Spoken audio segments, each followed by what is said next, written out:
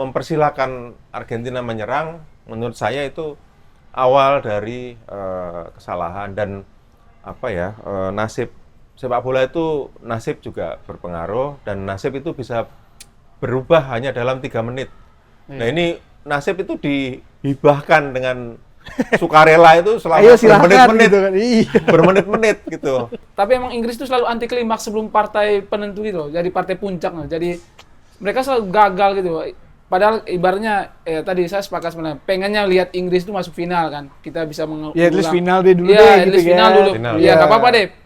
Klimaksnya di final. Ini enggak kan, klimaksnya sebelum final. Ini momentum positif ada di Spanyol. Nah, bedanya di Argentina adalah soal mental tadi. Iya. Argentina itu selalu menunjukkan fighting spirit-nya. Jadi mereka main totalitas. Ini yang nggak ada di negara manapun menurut saya ya. Ujian sebenarnya bagi Spanyol adalah melawan Argentina. Sepanjang kematangan bermain itu sudah diikuti oleh kematangan mental pemain Spanyol, maka dia tidak akan terganggu gangguan-gangguan psikis dan sebagainya, dan kemudian akan tetap konsisten mempertahankan performanya selama 2 kali 45 menit.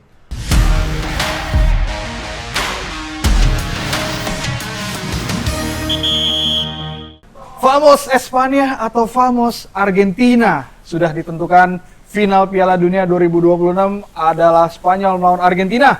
Dan itu akan menjadi pembahasan di halftime break kali ini yang masih syuting di Flagship Store Erspo FX Studio lantai 6, masih bersama gue Devevri. Dan kali ini tidak berdua melainkan bertiga. Ada wartawan senior Mas EDP dan juga perwakilan komunitas Punit Indonesia. Ada Pak Andre. Mantap. Selamat datang Pak Andri. Siap. Di halftime break pertama kali, Mas EDP juga balik lagi. Terakhir kita bahas grup ya kalau nggak salah. Grup ya. Masih di fase grup. Masih di fase Tapi grup. saya tetap waktu itu sudah nyebut Spanyol. Ya udah nanti kita ke situ Mas, tenang aja. Ini udah akhirnya perhelatan Piala Dunia sudah sampai ke final. Iya. Dan sudah ditentukan, tadi udah disebut Spanyol dan juga Argentina. Ini di frame yang sebelah sini ya.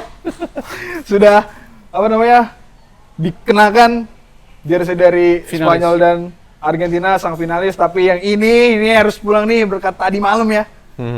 Parah banget nih. Tapi gue langsung ke pembahasan, tapi bahas match semifinal dulu Mas ADP sama Pak Andri. Mungkin aku mau ke Pak Andri dulu. Perancis lawan Spanyol. Pak Andri, ini kita tahu Perancis memiliki lini depan yang sangat mewah. Ibarat mobil mungkin Bugatti nih, udah level tertinggi lah. Ini siapa sih lini depan dari Perancis. Tapi dengan permainan disiplin dari kolektivitas permainan Spanyol itu bisa teredam sampai ya mungkin bisa dibilang pemain depan Perancis tidak bisa berbuat banyak dan tidak bisa melakukan apa-apa. Babak pertama 0 on target. Gue langsung lempar ke lu, gimana lu ngeliat match ini? Oke, kita lihat ya, hampir semua ya prediksi itu mengarah ke Prancis ya. Iya, Karena tadi mereka secara performa di edisi kali ini cukup menjanjikan dan digadang-gadang sebagai calon kuat juara. Iya. Bisa juara 2018, finalis sebelumnya. Namun ya kembali lagi, di pertandingan kemarin kita melihat bahwa Deschamps itu nggak punya opsi alternatif ketika 4 kuarternya itu 4 penyerang depan itu mentok kan. Jadi si De La Fuente dan timnas Spanyol itu udah tahu betul lah, udah paham banget bahwa jadi ketika aliran bola ke 4 pemain ini dikunci, udah selesai. Bahkan Olise yang sering kita lihat di laga-laga sebelumnya sering mengeluarkan umpan-umpan yang aneh gitu lah. Tiba-tiba di laga itu nggak kelihatan sama sekali. Artinya ya secara permainan Spanyol udah mendikte itu timnas Prancis sehingga aliran bola mereka ke lini depan itu terputus dan lini tengah itu kalah menurut saya. Si gitu. Rabiot, Tchouaméni, bahkan penggantinya Kone juga nggak bisa ngapa-ngapain. Nggak bisa ngapa-ngapain juga. Nah ini ngelihat Spanyol yang mereka bahkan nggak bermain sebertahan itu Mas ADP, tapi mereka masih bisa meluncurkan serangan, meluncurkan peluang demi peluang. Maksudnya dengan kolektivitas yang seperti ini, gimana Mas ADP ngelihat ramuannya De La Fuente kemarin sama Spanyol ketika lawan Prancis? Ketika lawan Prancis mereka tentu high pressing ya, pressing yang sangat ketat. Jadi ketika pemain Prancis itu menguasai bola, disiagakan 2 pemain untuk segera merebut bola. Jadi dan itu sejak dari wilayah permainan Prancis. Sehingga jarak antar pemain Prancis itu dari awal dibuat lebih jauh. Iya. Sehingga mereka akhirnya terpaksa banyak membuang umpan-umpan jauh, long passing dan sebagainya, dan itu tidak efektif. Itu sangat mudah dipatahkan oleh pemain Spanyol. Jadi konsep high pressing ini membuat Prancis mati kutu lah. Itu taktik yang tidak diduga. Dan sementara ini lini tengah tadi disebut Bung Andre, Prancis kalah, itu kematangan Rodri menurut saya sebagai pengatur irama permainan Spanyol. Sehingga kalau akhirnya saya ketika Selasa sore ditanya tentang prediksi Prancis Spanyol, saya masih menyebut sebelum match kemarin berlangsung. Sebelum match berlangsung, saya masih, karena saya fan mendukung Spanyol, saya menyebut Spanyol akan menang dengan satu selisih gol, yaitu 2-1. Artinya itu saya beradaptasi dengan bagaimana tadi disebut tajamnya lini serang Prancis. Tapi ternyata dengan high pressing itu mereka sama sekali nggak berfungsi, Dave. Sehingga memang Spanyol bisa memainkan pola permainannya tiki taka seperti biasa, dan kemudian lini tengahnya begitu eksploratif ya, ke belakang juga bisa, ke depan juga menunjang serangan, bahkan gol kedua oleh back ya, Pedro Porro, dan itu mengingatkan bagaimana ketika dulu Charles Puyol pun bisa maju ke depan berposisi sebagai penyerang saat menyerang. Nah, dan itu menunjukkan betapa Spanyol menurut saya juga kompetitor yang seimbang, sangat seimbang untuk Argentina sih. Ini emang Spanyol kan kekuatan yang luar biasa ya Mas DPD. Ngelihat tiga tengahnya itu Rodri, Ruiz dan juga Olmo tuh gerak selalu. Maksudnya off the ball rotasi mereka. Rodri di sini, Ruiz ngisi, Olmo dekat. Begitupun Olmo megang bola, semua ngalir gitu secara cair gitu sampai bisa ke depan gitu. Dan tadi yang setuju aku sama Mas EDP yang membuat jarak pemain depan Prancis sama pemain tengah sama belakangnya justru ada jarak yang bisa dimanfaatkan berkali-kali sama tengahnya Spanyol gitu. Jadi memang itu memang harus build up-nya harus diubah kalau menurut saya dari Prancis ketika ketika menghadapi fenomena semacam itu, build up-nya harus diubah. Maka itulah beberapa pemain bertahan itu bisa punya kunci, salah satunya misalnya kalau di Italia itu ada Fabio Cannavaro, karena dia umpan dari lini belakangnya itu bisa menjadi penentu gitu. Nah, backnya Prancis sayang sekali mungkin kurang dalam hal itu ya, sehingga dia kurang kuat untuk memulai sebuah build up yang independen gitu. Tidak sangat mandiri dari pressing lawan. Dan gol Spanyol kan mungkin bisa dibilang ya ini salah satu kecerdikan lah kalau bahasaku tuh Lamine Yamal. Posisi Lucas Digne tuh nggak tahu ada dia di situ. Dan udah pasti Yamal berpikir bahwa ini kayaknya bola bakal dibuang jauh sama Lucas Digne. Dia masuk dan dia naro paha gitu. Nggak naro badan yang bisa berpotensi kalau ketendang tuh jadi cedera mungkin untuk Lamine Yamal. Lu ngeliat Yamal Pak Andri di match kemarin Spanyol melawan Prancis, dia juga yang bilang bahwa ya kita sama Spanyol belum pernah kalah selama Euro, Nations League, mungkin di persahabatan sebelumnya juga belum pernah menang memang Prancis sama Spanyol. Gimana Lamine Yamal? Sebelum pertandingan Yamal udah melempar sayur kan bahwa Prancis emang kuat, tapi ya counter terbaiknya Spanyol itu adalah counter terbaiknya Prancis adalah Spanyol ya. Jadi dengan PD-nya, dan dia buktikan itu. Dan yang menjadi menarik menurut saya soal Yamal di edisi kali ini tuh nggak se-eksplosif di Euro kalau kita lihat. Ketika ada Nico Williams juga di sayap kanannya, sayap kirinya. Kita lihat di edisi kali itu Yamal kayak nggak terlalu eksplosif, tapi dia ikut dalam pertahanan juga bertahan. Kita lihat kemarin dia sampai ikut tackle Mbappe kan. Nah artinya sekarang tuh dia lebih nggak terlalu main individual skill lah, tapi dia lebih ke kebutuhan tim. Bahkan soal kontribusi gol dia baru 1 gol gitu kan. Itu perbanding terbaik tuh di edisi Euro yang dia obrak-abrik lah pertahanan. Nah sekarang tuh Yamal versinya yang lebih soft, lebih kalem menurut saya, tapi efektif. Dan banyak yang memuji soal kecerdikan dia untuk membuat pelanggaran tersebut sehingga konversinya menjadi penalti. Dan yang kedua menurut saya yang golnya Porro, saya sepakat sama Bang ADP. Itu skema itu. Itu mengingatkan kembali golnya Jordi Alba ke gawang Italia dulu di final Euro 2012. Nah itu skema yang, karena tadi kan si Olmo kan hampir di tackle tuh kan. Nah backnya tuh membiarkan ruang terbuka tuh, Porro masuk udah langsung konversi jadi gol. Nah itulah yang mungkin membedakan Spanyol dan tim lain soal kematangan saya. Terlepas dari banyak pemain usia muda, tapi secara permainan itu mereka cukup matang gitu.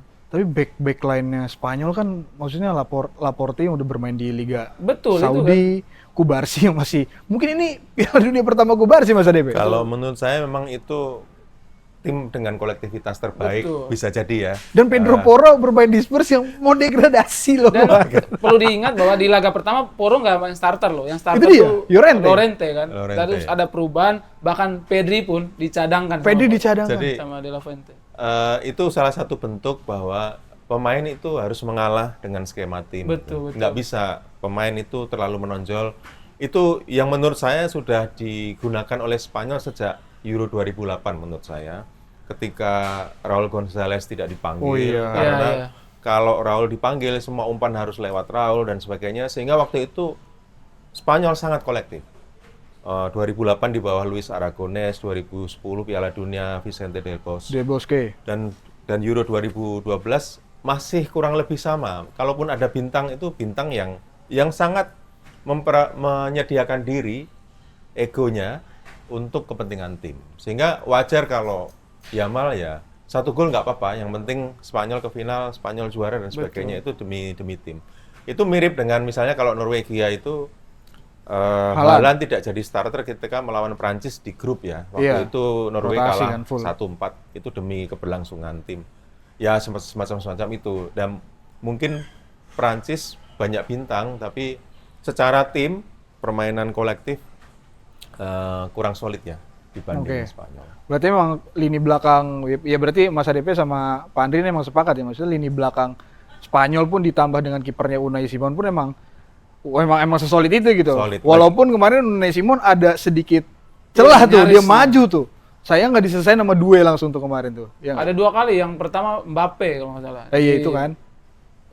Menurut saya kita belum lihat juga ya ketika si Prancis itu secara permainan terbaca sama lawan ya. Misalkan ketika nanti Argentina mampu memanfaatkan celah itu dengan counter attack yang efektif. Nah, itu kita belum tahu nih, belum lihat. Sejauh ini kan ketika tim lawan melakukan penyerangan itu selalu bisa dinetralisir tuh sama Iya. lini tengahnya Spanyol. Itu Spanyol. yang jadi si Unai Simon ibaratnya ya kayak versinya Victor Valdes di era Barcelona kejayaan-kejayaan itu, jadi dia kayak terima bersih aja di belakang Berarti- karena Iya, iya. Udah pelannya dia bersih oke. ya. Iya. Sejak di tengah bahkan Iya, sebelum sampai lini belakang sudah bersih. betul. Berarti bisa dibilang Mas, tapi nggak teruji dong, masih bisa dibilang. Teruji karena tadi secara permainan itu mereka udah netralisir di lini tengah. tengah. Jadi untuk ke belakangnya itu ya tadi menurut saya kurang gregetnya striker-striker lawan. Jadi karena ketika udah masuk di sepertiga akhir itu udah dinetralisir sama bahkan Yamal, Alex Baena itu ikut turun loh. Iya. Artinya mereka ikut bantu bertahan sehingga para back juga agak sedikit tenang karena tadi kalau misalnya tim lawan menemukan celah, karena kan Porro dan juga Cucurella itu sering naik tuh. Betul. Nah, space antara Porro dan juga back tengah dan selama itu belum pernah dimaksimalin sama lawan. Karena tadi sudah di cut duluan lah tadi yang kata di Bang cover ya, ADP. di cover sama tengah ya berarti. Bahkan ya. sekelas Prancis itu dipangkas tuh jaraknya sehingga mereka nggak bisa berkembang secara permainan. Iya kan, ya makanya tadi coba compare kan, makanya kan Laporte, Kubarsi, Betul.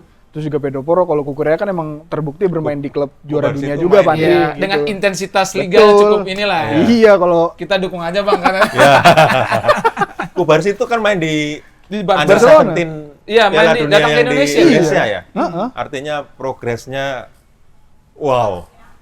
Buat saya itu ya itu football development yang benar gitu.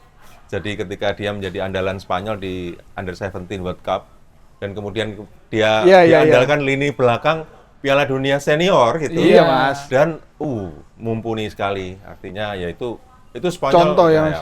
layak dapat Golden Boy dia. Iya. sports development yang baik Yang untuk baik. Spanyol. Iya. Ya itu contoh lah. Oke, itu dari Spanyol. Sekarang mau coba ngulik Prancisnya nih, Mas ADP Pak Andri. Tadi kan udah disebut bahwa yang aku setuju, yang aku lihat di atas lapangan itu memang space-nya, emang karena kan pemain kayak Mbappe, terus juga mungkin Dembele lah yang praktis turun ke bawah gitu. Mungkin Barcola sama Olise dan juga Mbappe itu masih sedikit ngegantung lah di depan, karena kan udah pasti kalau mereka dapat momentum transisi positif, bola langsung ke antara mereka bertiga tuh. Terbukti Dembele punya satu passing counter press yang cukup bagus, tapi cuma 1 kali doang, sisanya nggak ada gitu. Apa yang terjadi sama sama Prancis gitu? Apa off day kah atau emang keredam kah, Pak Andri? Ya salah satu tadi kita sempat bahas ya, Ah. emang mereka udah terisolasi lah di barisan penyerang dan yang berikut menurut saya nggak terlalu efektif. Kan ada beberapa momentum yang harusnya kayak tadi yang ada momen Mbappe sama Unai Simon yang Unai Iya. Simon udah keluar jauh, begitu juga si Due. Nah, beda dengan Spanyol. Spanyol itu sekalinya dapat peluang tuh benar-benar efektif itu loh. Mereka nggak butuh banyak peluang untuk menghasilkan gol. Dan Prancis itu sebelum edisi kali ini kan udah kelihatan memang lini tengah itu salah satu minusnya, kekurangannya. Iya Lagi sih. masih bawa Kante, banyak yang mempertanyakan Rabiot. lah. Rabiot masih dipakai jadi andalan. Itu kan menurut saya emang di situ celahnya lini tengah. Ibaratnya ya poin 10 lah di lini depan, 9 di lini belakang, tapi lini tengahnya masih 7 lah. Belum ini. Artinya Iya, emang celahnya dan itu sudah dibaca sama Spanyol. Ketika lini tengah dikuasai udah selesai. Lini belakang sekarang Mas ADP. Ini kan kemarin kan Saliba cedera gitu di tengah-tengah pertandingan. Tapi kan maksudnya the whole selama Saliba bermain itu memang cukup solid lah gitu. Apakah emang problem juga nih lini belakangnya siapa? Prancis nih. Apa memang belum teruji kah atau gimana itu Mas ADP? Kalau teori serangan yang baik itu bermula dari umpan dari lini belakang yang baik. Umpan Oke. berkualitas dari lini belakang yang baik itu akan menjamin serangan yang baik. Jadi menurut saya ketika high pressing Spanyol itu membunuh kreativitas lini belakang, maka itu sudah selesai. Iya. Serangan Spanyol. Mau penyerang sekali berapapun ya, Mbappe, Olise, gelandang serang Dembele, sekali berapapun mereka tetap perlu bola umpan. Betul. Kalau nggak ada bola umpan, mereka nggak bisa main. Oh iya. Iya, manuver tanpa bola ya dia nggak akan ciptakan gol. Jadi menurut saya itu adalah test case yang paling mujarab bagi Prancis untuk menguji lini pertahanan mereka. Iya. Jadi menurut saya Deschamps perlu introspeksi lagi. Sudah layakkah squad ini yang dia bawa sejak kapan itu? 2018 kan dia sudah bareng Iya ya kan? 2018 sama dia. 2018 di final dan juara, ngalahkan Kroasia. 2022 sampai final lagi dan kalah dari Argentina. 2026 hanya sampai semifinal, artinya squad ini sudah harus diregenerasi. Jangan terlalu lama mempercayakan lagi sama pemain-pemain ini untuk 4 tahun lagi, dan itu akan menurut saya berakhir lebih tragis bisa jadi kalau masih dengan squad yang sama. Iya. Jadi regenerasi ulang squad timnasnya, kembali ke talent scouting di Liga Prancis menurut saya masih juga baik, bisa bersaing di level Eropa, dan kemudian uji lagi pemain-pemain muda untuk tampilkan darah-darah segar. Mungkin kalau Mbappe masih bisa, tapi pemain di lini tengah tadi sudah Iya. banyak yang Tengah sih, tengah yang harus itu dirombak semua. 2012 itu Bang. kurang. Iya. Itu salah satu yang pemain baik kuncinya ya. Pogba kan. Iya, itu Pogba Kante masa-masa- udah 2 itu. Masa-masa terbaiknya Pogba Kante. Nah, itu yang belum ada di Prancis sekarang Di ya. Prancis Iya, sekarang. Prancis yang sekarang. Ya, jadi memang ini saatnya regenerasi untuk Prancis sih. Harusnya ada tuh, cuman dia lebih memilih Maroko gitu. Ya udah biarin lah Iya, dia pilih iya, Maroko. iya. Nah, berarti harus nyari ini sebelum Euro ini. Iya, Ya. nah tadi kan bicara regenerasi. Ini pelatihnya juga regenerasi nih, Mas Betul, ADP. iya, iya. Nah, Dia apa namanya? Deschamps udah statement kayaknya setelah perebutan juara, nggak juara sih, rank 3 lah. rank 3 Oh, jadi- udah rank 3 lempar kayaknya handuk, udah lempar Mau handuk. jadi ya. masyarakat Iya. Prancis biasa dia. Jangan gitu, Pak Andri. Penggantinya Zinedine Zidane. Oh, ini keren ini. Nah, ini langsung deh Mas Adi pengen lihat Zinedine Zidane nanti bakal megang Prancis tuh. Iya, karena dia kan sejauh ini sukses sebagai pemain, dia mengantarkan Prancis juara dunia 98. Dan kemudian sebagai Dan pelatih final 2006 juga ya. final 2006 ya, meskipun dia nanduk Materazzi. Materazzi. Dan sebagai pelatih sukses di Real Madrid ya. Hanya sukses di klub sebagai pelatih klub, belum tentu sukses di tim nasional. Luis menarik. Enrique itu sukses di klub, tapi di tim nasional kan gagal ya. Ya. Nah, ujian sebenarnya itu di tim nasional. Apakah dia akan seperti Franz Beckenbauer misalnya, sukses sebagai pemain dan pelatih tim nasional, dan banyak contoh-contoh yang lain lagi. Zidane menurut saya punya naluri kepelatihan dan kualitas kepelatihan yang bagus, dan tidak salah jika Prancis memilih Zidane ya. Kalau tidak memilih Zidane ya itu salah besar. Jadi menurut saya sekarang pembuktiannya Zidane, apakah dia akan sukses sebagai pemain dan pelatih untuk tim nasional. Untuk tim nasional Tim karena nasional. di klub udah cukup ini ya membuktikan Berhasil ya Pak membuktikan Andri. di Ini Real Madrid. kebetulan klubnya Pak Andri. Iya, Oh iya. Real Madrid, iya. Ala Madrid. iya. Ala Madrid. Gimana Pak Andri? Zidane di Prancis nanti? Ya, saya sepakat di momen yang tepat menurut saya karena sekarang kan Prancis itu diisi dengan pemain-pemain bintang ya. Secara ego tuh pasti tinggi semua itu. Mbappe di Nah. Madrid, Dembele di PSG dan kita tahu PSG akhir 2 tahun terakhir back to back Liga Champions. Artinya egonya itu mungkin sangat tinggi. Ego bintang, iya. Kehadiran Ego bintang, Zidane ini iya. menurut saya perlu karena Iya. dia sosok yang disegani di timnas Prancis gitu. Jadi ya sangat layak. Tinggal tadi gimana caranya dia regenerasi di lini tengah ini. Karena lini depan tuh masih muda-muda lah. Masih Jadi, muda ya. Masih bisa 2030 masih. 2030 masih bisa. Iya, iya. Dan Oke. apalagi di Eropa ya mainnya. Betul. Jadi itulah untuk Prancis dan juga Spanyol. Nanti kita bahas Spanyol sama Argentina setelah ini mau pindah dulu nih ke match yang tadi malam. Tadi malam. Thomas Tuchel masterpiece. Hah, Inggris lawan Argentina ini banyak ya kayak tadi gitu loh, banyak Iya. yang tidak mengunggulkan Argentina sebenarnya. Melihat dari tren apa namanya match di knockout 32 besar Argentina yang selalu selalu mendapatkan kemenangan dari comeback yang dalam tanda kutip juga gitu. Apakah benar mentalitas tapi lawannya di bawahnya. Tapi di lawan Inggris apa dini hari tadi ya udahlah mungkin memang mentalitas mereka sebagai juara bertahan mereka buktikan itu sampai ke final juga. Ini aku langsung lempar aja kepada kalian nih dari mungkin Mas ADP dulu deh ngeliat Argentina sama Inggris malam gimana tuh Mas? Inggris saya sebetulnya sama ya dengan publik mayoritas yang ingin finalis baru dibanding 2022. Jadi saya menjagokan finalis adalah Spanyol melawan Inggris. Iya.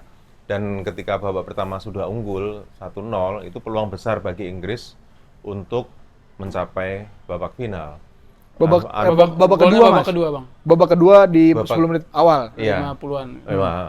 Untuk mencapai final kan, kalau Ah. itu momen 1-0 itu dipertahankan dan kemudian nambah, itu kan Nambah dia gol bisa mencapai final. Sayangnya. Sayangnya, very unfortunate ya. Mainnya bertahan setelah itu. Iya. Dan seperti Thomas Tuchel yang pelatih kaliber dunia itu lupa bahwa salah satu teori sepak bola meskipun itu masih bisa diuji adalah pertahanan yang terbaik adalah menyerang. Jadi buat apa nggak menyerang, dan kick and rush itu sebetulnya alurnya menyerang gitu, Iya. main cepat, dan meskipun itu juga sudah mulai banyak ditinggalkan, tapi Iya. naluri sepak bola Inggris itu kick and rush, dan kick and rush itu cepat, menyerang cepat gitu. Iya. Nah, mengapa mempersilahkan Argentina menyerang? Menurut saya itu awal dari kesalahan, dan apa ya, nasib sepak bola itu nasib juga berpengaruh, dan nasib itu bisa berubah hanya dalam 3 menit. Nah, ini nasib itu dihibahkan dengan sukarela itu selama Ayo silakan bermenit-menit, gitu kan. Iya. bermenit-menit gitu. Nah, itu menurut saya menyayangkan kenapa Inggris bermain bertahan, Iya. sehingga itu harus ada penuh konsentrasi dan sebagainya. Dan Argentina ketika menyerang ya pemain-pemainnya juga selain Messi juga banyak yang bagus kan, Lautaro Martinez dan sebagainya, Enzo Fernandez akhirnya mencetak gol. Itu konsekuensi yang harus ditanggung Ya. oleh Inggris karena memilih bermain bertahan. Dan itu antitesis ya dari ketika dia comeback ya, beberapa kali 2 gol Jude Bellingham dan sebagainya, itu kan antitesis ya, ketika dia justru di semifinal sebentar lagi akan ke final justru bermain bertahan. Menurut saya antitesis yang seharusnya tidak dipilih. Tidak dilakukan ya. Iya. Nah, ini Inggris kan Argentina ini kan katanya Pak Andri nih. Iya. Ya banyak isu lah gitu. Nah, Ya, di anak anak emas. emaskan lah, bantu wasit, VAR lah, apalah. Tapi lu ngeliat selama knock out aja lah, nggak usah ke fase grup sampai di match lawan Inggris malam. Sebelum pertandingan semalam itu saya sempat bikin konten, Bang. Saya bilang faktor penentu yang bisa menentukan hasil semalam itu salah satunya soal mental ya. Kedua tim memang sama-sama pernah melakukan comeback ya di Iya. fase knockout ini. Tapi bedanya Argentina itu lebih dramatisir soal comebacknya. Oke. Jadi di situ kita lihat ujian mental semuanya itu justru ada di momen Argentina, itu ya? Di momen itu. Nah, Iya. apalagi kalau semalam sampai berlanjut di laga Extra time. itu pasti Argentina pegang banget. Nah, Oke. Inggris tuh menurut saya opsinya sebenarnya udah di jalan benar lah. Opsi gol tuh nggak datang dari Jude Bellingham sama Harry Kane, Ya, datangnya dari Gordon. Dengan Gordon. skema yang umpan crossing dari. Nah, itu sudah berbeda. Cuman itu yang mereka lupa tadi, yang main bertahan. Nah, soal banyak faktor non teknis, itu juga saya sounding di konten Di itu. konten, ya. Menurut saya ada benarnya, tapi kembali lagi ya, kalaupun ada faktor non teknis, kalau misalnya ini Argentina nggak keluar menyerang, kan nggak mungkin ucuk-ucuk datang tuh faktor non teknisnya kan. Iya, betul. Artinya ada niatannya juga dari Argentina untuk wah kita harus, karena tadi ada celah. Bayangkan Messi itu udah nggak ada opsi untuk cetak gol, tapi di fase knockout ini gol Argentina itu datangnya dari banyak pemain loh. Artinya mereka udah tahu ya ketika Messi terkunci, minimal Messi Yang punya lain. opsi yang lain dengan Iya. ngasih assist. Dan terbukti di gol kedua ini ada dua pemain dengan postur yang tinggi, lebih tinggi dari Lautaro dan dia ada di tengah, tapi justru bola itu mengarah ke Lautaro. Iya. Iya memang banyak lah bacaan di luar sana analisa. Oh ya anak FIFA. Ya oke nggak apa-apa. Itu memang terjadi, tapi lagi-lagi tapi Argentina menunjukkan sisi yang lain. Mereka Ya. keluar menyerang dan mereka menunjukkan itu. Terlepas ada faktor non teknis ya itu bagian dari sepak bola, itu bisa diperdebatkan lah. Oke. Iya, dan kalau bagi saya itu Argentina tetap punya motivasi Iya, untuk harus menang karena dia kan katakanlah representasi satu-satunya tim Amerika Latin yang tersisa. Iya. Jadi ketika Brasil sudah goodbye dan sebagainya ya Argentina dan dia didukung banyak fansnya gitu dan ini di benua Amerika gitu. Jadi itu sepertinya Inggris terlupa akan motivasi itu ya. Gitu. Egosentris sebagai perwakilan Amerika. Sebagai wakil Amerika itu masih ada gitu. Sehingga mau nggak mau ya apalagi Inggris baru unggul 1-0 gitu. Iya. Sehingga sangat mudah dikejar. Dan berarti sepakat berarti ya gitu ya. Maksudnya Scaloni ini memang ya mungkin bisa dibilang brilian lah gitu. Yang dipasang starter bukan De Paul tapi siapa? Simeone.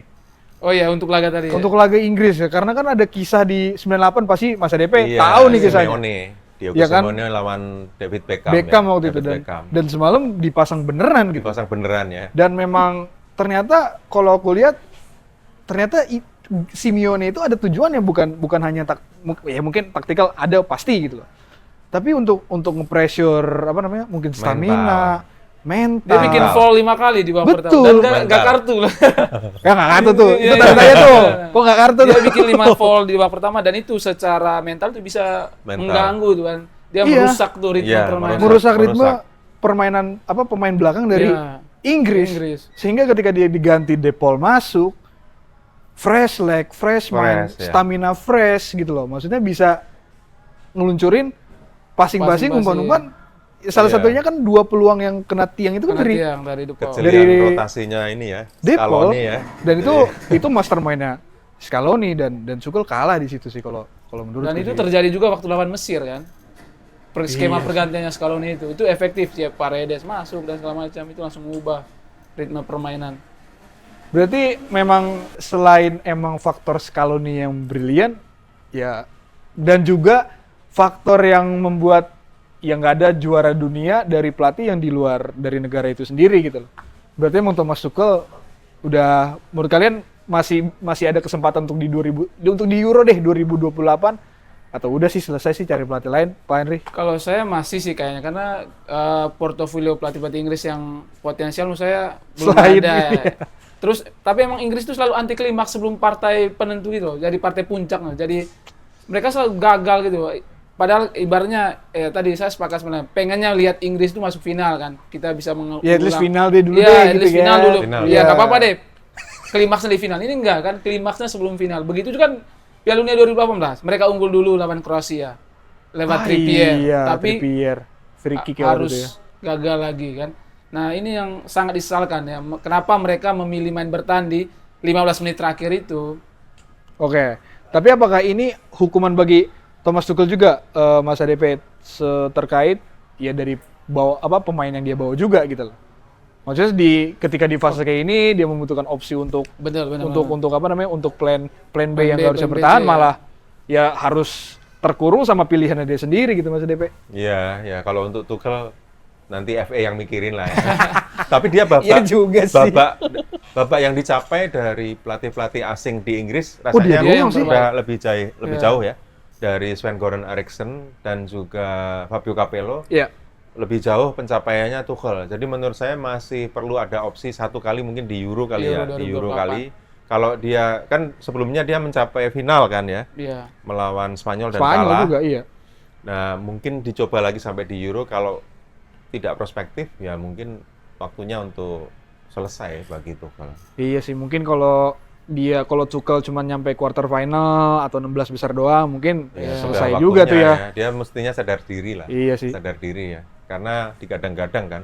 Iya, iya. Inggris seperti hanya berhasil menerima pelatih dari non-negaranya itu kan juga satu kebesaran hati lah ya, lapang dada lah mereka. Sempat diperdebatkan Sempat Bang, di awal-awal. diperdebatkan. Kenapa kok? Apalagi dari Jerman kan. Itu Semua pelatih asing yang masuk ke Inggris ya, mau Eriksen, Gordon Eriksen maupun Fabio Capello, selalu ada big question mark ya. Pertanyaan apa layak, apakah sudah benar pilihan ini gitu. Iya, iya. Apalagi pers Inggris kan sangat kritis terhadap Ya, ini Lions dia makanya. Nah, rasanya ini evaluasi besar-besaran sih memang di FA dan juga terutama di hadapan pers Inggris itu. Bagaimana Tuchel akan mempertahankan opininya di hadapan mereka. Oke, yang jelas kita lihatlah nanti ke depannya untuk Thomas Tuchel bersama Inggris. Tapi yang jelas finalnya Spanyol sama Argentina. Nah, ini dia nih. Ini. Apa namanya? Dua tim yang layak, yang sangat layak lah. Spanyol menghentikan apa namanya? Materi pemain Prancis yang begitu berkualitas ketemu Argentina yang mentalitas juara bertahan yang masih mereka bawa sampai ke final. Ini akan seperti apa nanti pertarungan dua tim ini, yang satu kolektif dan disiplin, yang satu lagi momentum krusial dengan mentalitas besar mereka yang membawa mereka sampai ke final, Pak Andri. Ngeliat Spanyol Argentina nanti. Oke, yang jelas kalau secara permainan itu pasti unggulannya Spanyol. Karena secara permainan ya. Oke. Karena lini tengahnya mereka kuasai, penguasaan bolanya luar biasa, dan mereka efektif. Hampir semua lini itu solid. Ya. Itu yang menjadi kekuatan Spanyol sejauh ini. Jadi nggak ada yang menonjol. Ya selain Oyarzabal yang mencetak sekarang udah 5 apa 6 gol ya. Iya, iya. Ya, 6 kalau artinya nggak salah. secara tim itu Spanyol udah siap lah. Apalagi mereka dalam ibaratnya udah dalam fight positif lah. Mereka pengen mengulang sejarah 2010 karena sebelumnya 2008 mereka juara Euro. Artinya ini momentum positif ada di Spanyol. Nah, bedanya di Argentina adalah soal mental tadi. Iya. Argentina itu selalu menunjukkan fighting spirit-nya. Jadi mereka main totalitas. Ini yang nggak ada di negara manapun menurut saya ya. Soal fighting spirit-nya yang ada di Argentina. Itu mereka mainnya sampai ketika fluidnya belum dibunyikan, itu mereka masih bisa selama itu gempur ya. Iya. Makanya tadi saya bilang, oke lah ada faktor non teknis, tapi nggak mungkin faktor non teknis ada kalau Argentina main menunggu gitu loh. Mereka emang ada Iya. buka menyerang totalitas, dan di situ ada faktor non teknis terjadi ya, itu bagian dari pertandingan. Iya. Menurut saya itu. Tapi ketika lini tengah besok dikunci dan Spanyol unggul duluan, menurut saya akan jadi milik Spanyol karena Spanyol itu nggak gegabah, nggak panikan, nggak kayak Inggris misalnya ketika unggul bertahan. Lagi. Spanyol waktu lawan Prancis unggul 1-0, 2-0 itu nggak main bertahan loh, Iya. main menyerang. Ya mungkin di 10 menit terakhir kali ya. Ya, karena- itu yang harus diantisipasi sama Argentina. Argentina. Jadi mereka nggak boleh membiarkan lawan mencetak gol karena comeback itu nggak selalu ada di setiap pertandingan gitu. Iya. Itu yang harus diantisipasi. Setuju nggak Mas ADP? Iya, Argentina itu sering memainkan mental lawan ya. Betul. Dia dan Beckham ketika kilas balik tentang Simeone dia Betul. Argentina always good on that. Jadi dia mengakui bahwa Argentina dan sebenarnya tim lain di Amerika Latin juga sama. Iya. Itu sering memainkan temperamen lawan. Betul. Nah, ini adalah ujian sebenarnya bagi Spanyol. Argentina adalah ujian sebenarnya bagi Spanyol. Yang pertama, venue-nya di benua Amerika. Ya. Kalau kilas balik 2010 itu di tempat netral, Afrika Selatan. Oh, sangat netral itu ya. Sangat netral, Iya. Afrika Selatan, dan lawannya sesama tim Eropa. Tim Eropa. yaitu Belanda. Nah, sekarang ini arenanya di benua Amerika melawan perwakilan benua Amerika. Jadi menurut saya ini adalah Marwah tuan rumah. ujian sebenarnya bagi Spanyol adalah melawan Argentina. Sepanjang kematangan bermain itu sudah Dipertahankan. diikuti oleh kematangan mental Iya. pemain Spanyol, maka dia tidak akan terganggu gangguan-gangguan psikis dan sebagainya, dan kemudian akan tetap konsisten mempertahankan performanya selama 2 kali 45 menit. Mereka kan sering mengunci kemenangan sebelum extra time ya Spanyol. Jadi melawan 70-an ke atas pokoknya. Melawan Portugal itu 90 menit, Iya. melawan kemarin Prancis 90 menit. Jadi menurut saya itu juga bagian dari perencanaan yang harus diuji. Iya. Apakah ini akan bisa berlaku juga berlangsung baik melawan Argentina? Argentina. Ini bisa dibilang mungkin finalisima yang tertunda.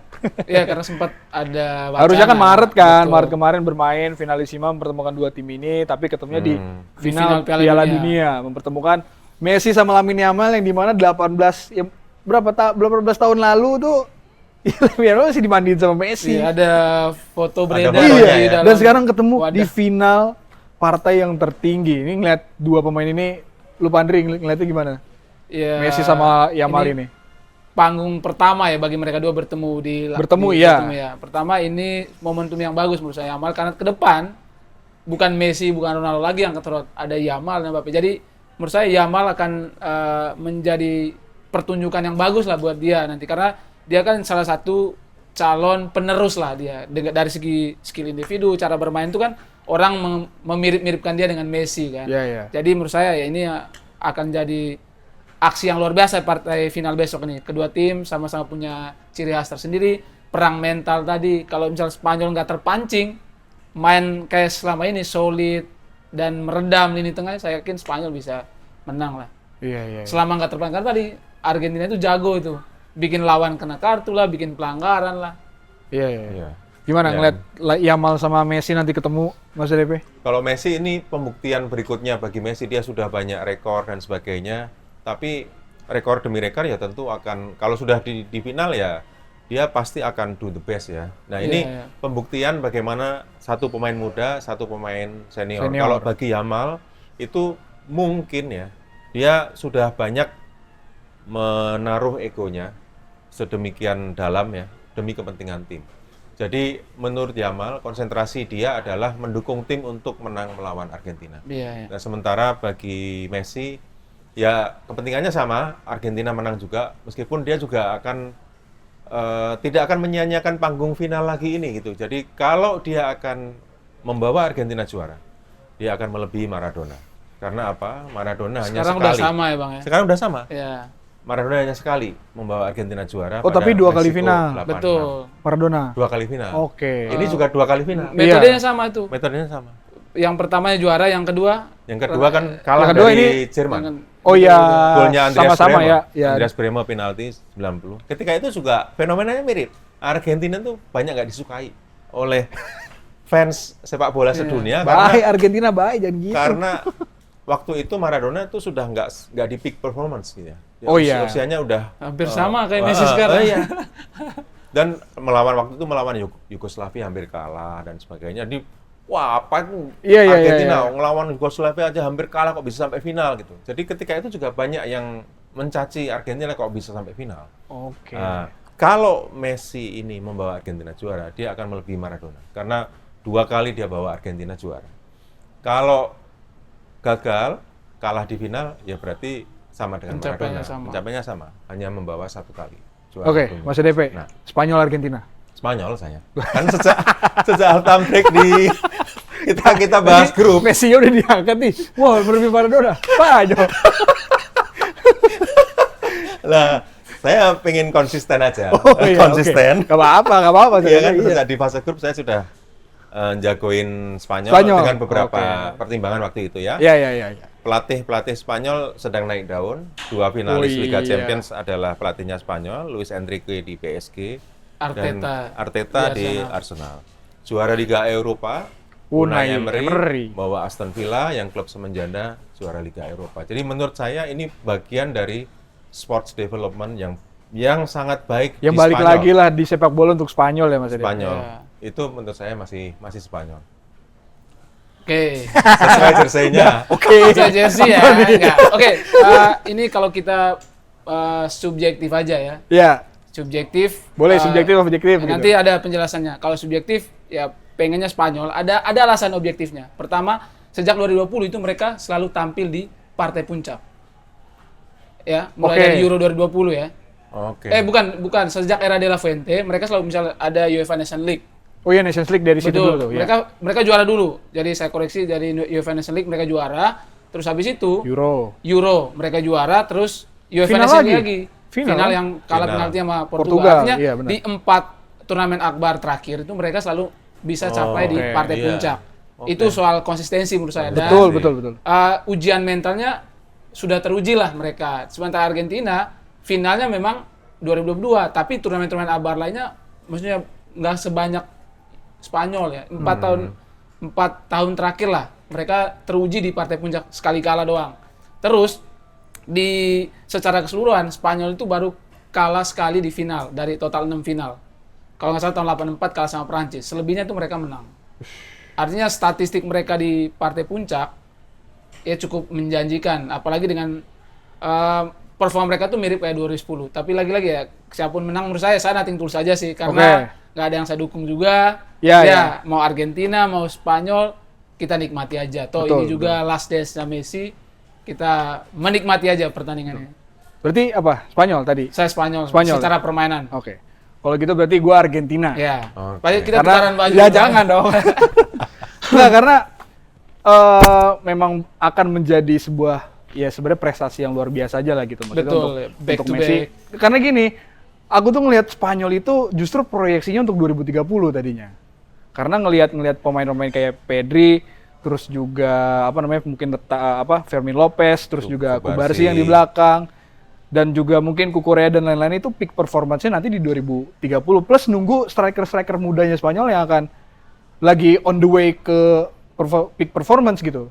Makanya nggak yakin lihat Spanyol sampai final, tapi ternyata sampai final dan permainannya seperti ini, jujur mungkin agak sedikit mengunggulkan juga ya. Tapi ngeliat Argentina bersama Messi, udah sih pemain-pemain yang yang bermain sekitar Messi sih kayaknya akan masih tetap sama fight habis-habisan untuk Messi dapetin gelar keduanya sih, karena buat mereka udah sampai final nggak ada kata lain selain juara, dan itu tidak akan bisa dilakukan oleh Cristiano Ronaldo. Iya. Udah jelas. Memang faktor X ini yang nggak ada di tim lain selain Argentina, Bang. Iya. Iya, ada aja jalurnya ya buat mereka kill the game. Iya. Jadi sama Mesir tertinggal 2 gol. Itu kalau misalnya tim-tim lain itu udah ibaratnya udah down lah. Iya. Tapi kayak bagi Argentina itu bukan akhir gitu. Jadi sebelum kulit akhir ya mereka masih bisa fight. Nah, itu yang faktor X itu yang nggak ada di tim-tim lain. Bahkan Spanyol pun nggak ada gitu kan. Faktor X Spanyol cuma ada di Merino itu. Iya. Dan sebagai tambahan, kenapa gue ngeliatnya di 2030 karena sebagai tuan rumah juga Spanyol. Tapi saya merasa momentumnya justru di sekarang, karena betul menuju itu 2030 itu yang lain juga improve kan. Iya sih. Iya. Kan belum tentu jadi tuan rumah itu jadi jaminan. Kalau bisa optimal sekarang, betul ya kenapa tidak dimanfaatkan? Tahun 2030 itu adalah opsi untuk back to back menurut saya. Yes. Iya kan, karena tadi kan dengan catatan dari Dev tadi bahwa 2030 itu ada penambah striker-striker muda yang udah ya mungkin aja gitu kan, ada yang diorbitkan, ada yang mungkin udah settle juga gitu. Mereka udah back to back Euro loh. 2008 2012. Piala Dunia ini yang belum mereka coba. Bisa Spanyol bisa. Dengan sekarang perkembangan sepak bola Spanyol tadi sudah disoni sama Bang ADP. Luar biasa menurut saya. Cuman yang jelas dua-duanya famos. Ya, famos Argentina, dua-duanya famos. Ya, itu mungkin pembahasan di halftime break kali ini Mas ADP, Pak Andri gitu kan. Karena emang udah menuju final. Sebenarnya gue juga melihat final ini pengen enjoy aja karena Portugal udah nggak lolos, Inggris juga tadi malam tersingkir, jadi yaudahlah pengen enjoy. Nikmati match final nantinya. Messi kan. Betul. Siapa tahu pensiun, nggak kayak Ono yang tiba-tiba nggak jadi pensiun karena pelatihnya dipilih yang dari klub itulah pokoknya. Oke, kalau gitu pengen ngingetin ke sobat Halftime Break dan juga sahabat Kompas, kalau kalian mau cari portal berita terkait dunia olahraga ataupun sepak bola, nanti mungkin AFF akan dimulai juga Pak Andri. Betul. Itu sudah dimuat di Harian Kompas dan juga kompas.id. Terus juga kalau untuk spesifik di Piala Dunia, kalian bisa kunjungi website pestabola.kompas.id. Kemarin ada ini Mas ADP, aku ngeliat di sana tuh liputan langsung tim Argentina lagi latihan kan. Ada Mas siapa aku lupa kemarin itu. Mas Pras, iya. Mas Pras gitu kan, ada di upload tadi itu di website pestabola.kompas.id .id gitu kan. Iya. Ada sempat wawancara McAllister juga. Jadi cuman sayang Pak Andri kesini udah semifinal. Soalnya di situ Iya. ada prediksi skor, Betul. prediksi Oh, pertandingan. kebetulan saya pembaca setianya Kompas. Luar biasa. Waduh, terima kasih. Karena sejak zaman yang masih cetak lah, kan kita di kampung ya. Betul. Jadi Nah.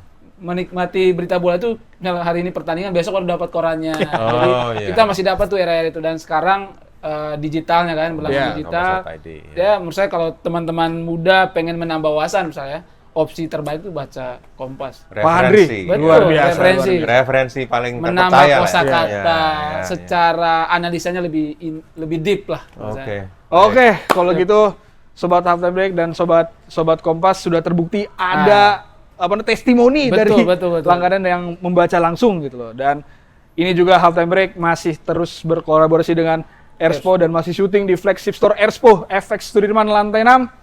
Dan nanti setelah final masih akan syuting di sini lagi. So kalau gitu saya udahin dulu. Pak Andri, thank you Siap, udah datang. Mas ADP juga thank you udah datang lagi ke Sama-sama. Halftime Break.